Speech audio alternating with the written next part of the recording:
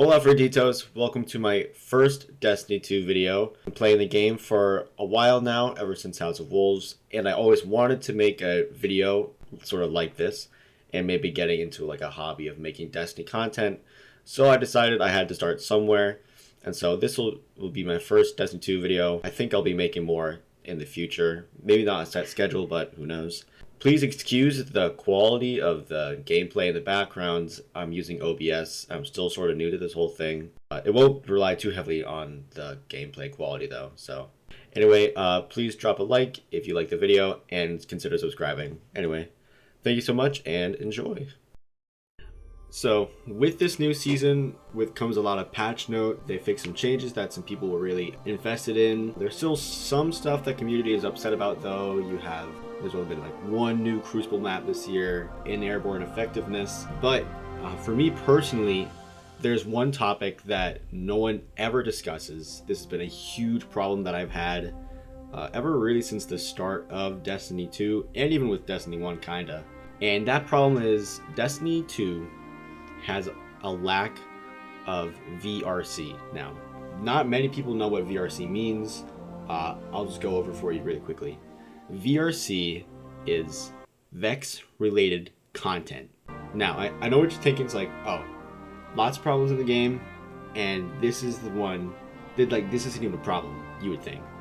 And I know it sounds dumb, but this this is irony. The biggest problem plaguing the game, and since I've been trying to make a Destiny 2 video for a while and just, procrastinated, I thought, hey, start of a new season, let's make a video. So here's why the lack of VRC in the game is one of the biggest problems in the game. Part 1. Why the Vex are cool. They're literally time-traveling robots born outside of time. In lore, we don't really even know where they come from.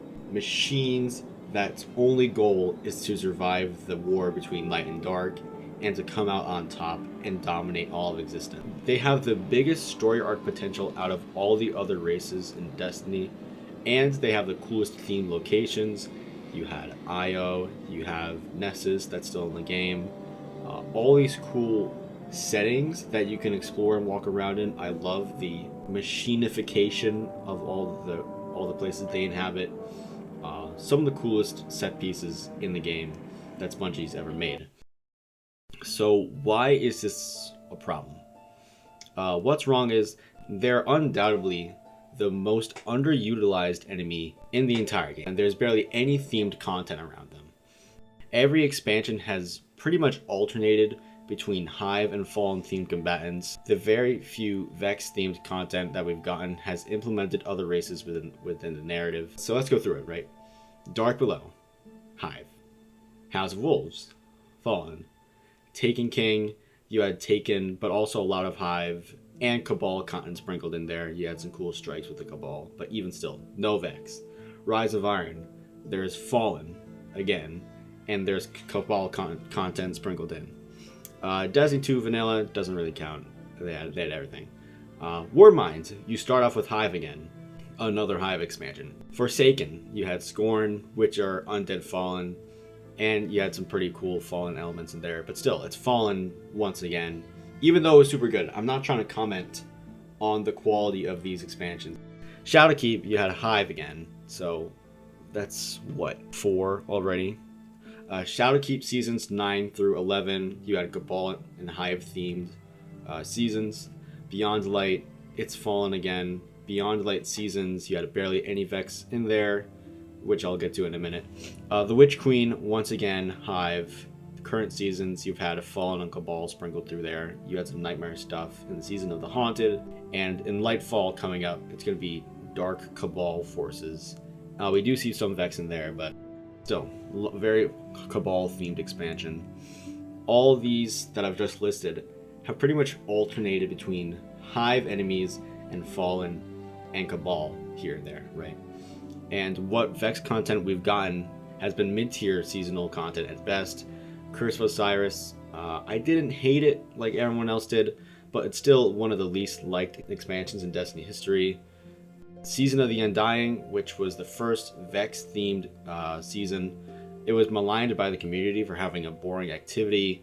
It really just sprinkled tons of loot on you, which was good, but even still, it was just some unused content from Destiny 1. Vex content will always feature other enemy races in its activity. You had the Infinite Forest, sort of the biggest draw to Curse of Osiris, but even in there, this Vex construct, you were fighting other enemy types. You could fight simulated Cabal, simulated Fallen, simulated Hive, and what I wanted from a Vex themed expansion was just to fight the Vex. Also with that comes Splicer overrides. You were fighting Fallen, you were fighting Cabal, you were fighting Hive. In a Vex themed activity, which did have some cool Vex final bosses, but even still, you know, they're sort of taking the emphasis off of the fact that it is a Vex themed activity. Also, on top of that, they've removed some of the best Vex themed content via Sunsetting and the DCV. You had strikes like the Pyramidion, Garden World, Festering Core. Festering Core was only here for like maybe a year, maybe not even, before it got taken out of the game. On top of that, the Sunsetting has also taken away Vex themed weapons. You have Null Calamity 9, you have West of Sunfall 7. Still rock them from time to time in Crucible.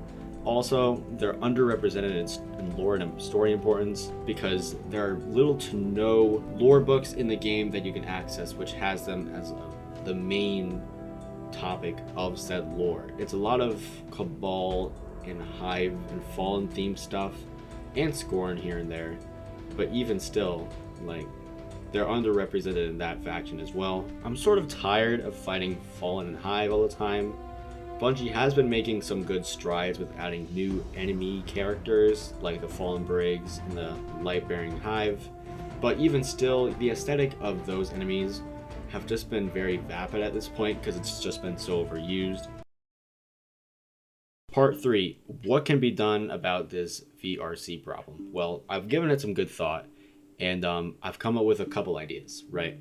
Give the Vex a spotlight for once that's not surrounded by underwhelming gameplay.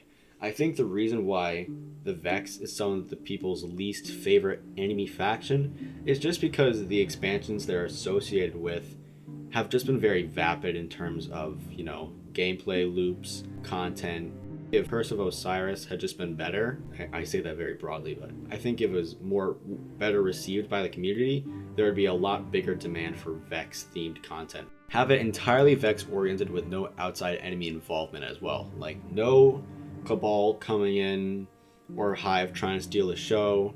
Just have it like give them the sort of importance and narrative importance that they deserve. Give them something to do. Bungie keeps writing the Vex in a way that they always want the same thing, and we're always having to stop them for the same reason. Make them a terrifying villain. This is a challenge though. It can be solved. Maybe a Vex emissary to the Guardians, or a mind that can be a singular voice. In the concept art, there's been a lot of cool ideas for new Vex bosses. It's so cool what they can be doing with the Vex, and it's so disappointing that they're not doing it.